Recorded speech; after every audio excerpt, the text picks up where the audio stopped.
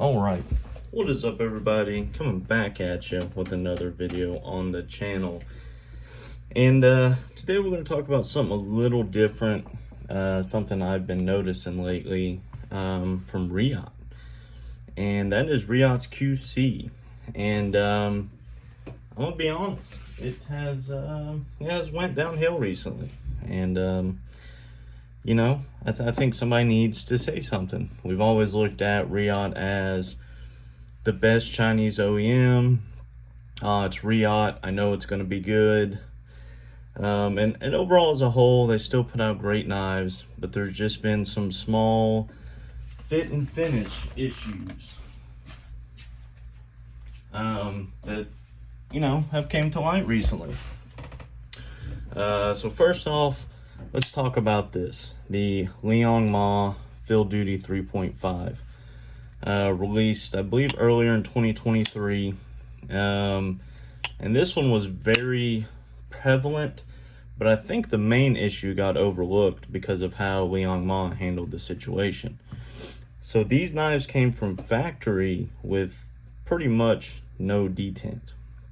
Now, did the Liangma purposely make a lighter detent so you can use the top flipper?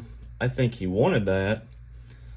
But when you're putting out knives with detents that light, it is a very small detent ball, I don't know. You got to put a little bit of the blame on Reate. Now, Liangma handled that situation horribly. That was 100% on him. My example was great because before he sent them to dealers, he sent them all back to get the detents fixed. Now, another issue I have with this one is lock stick. It is a titanium liner lock with no lock bar insert, and months later I still have to put Sharpie on the tang for lock stick issues.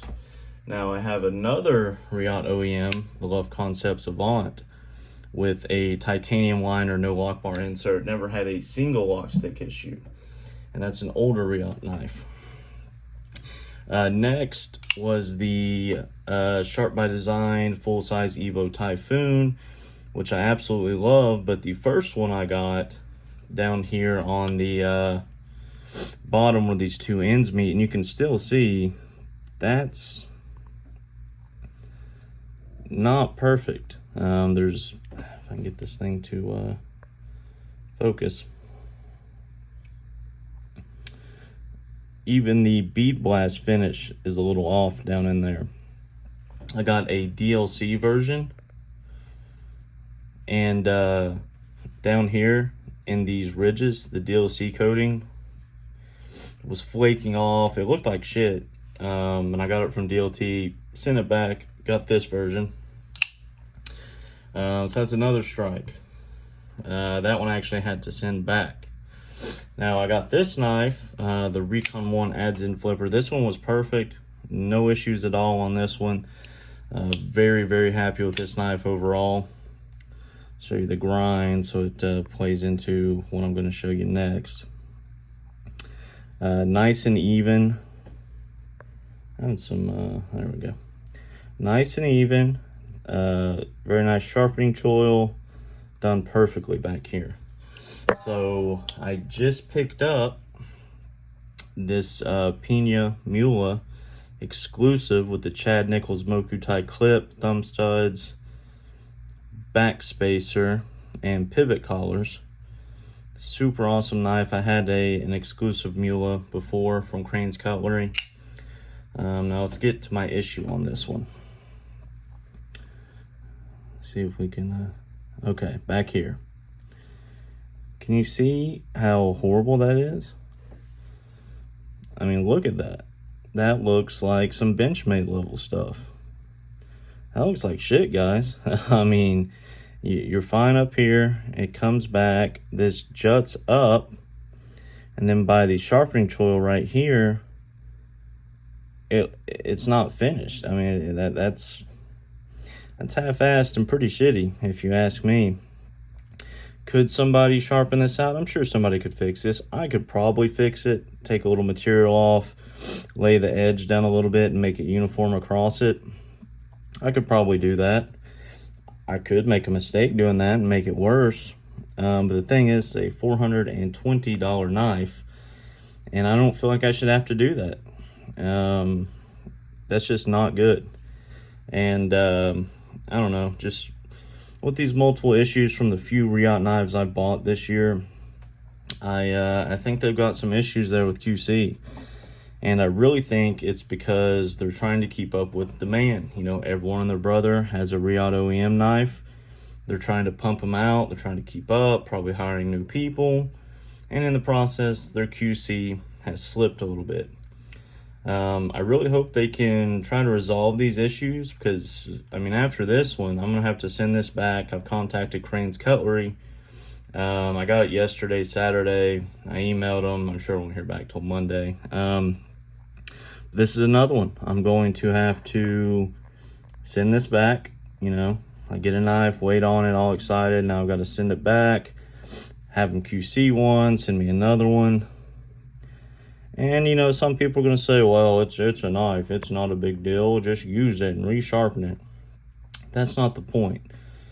This is a 1 of 100 one-off run.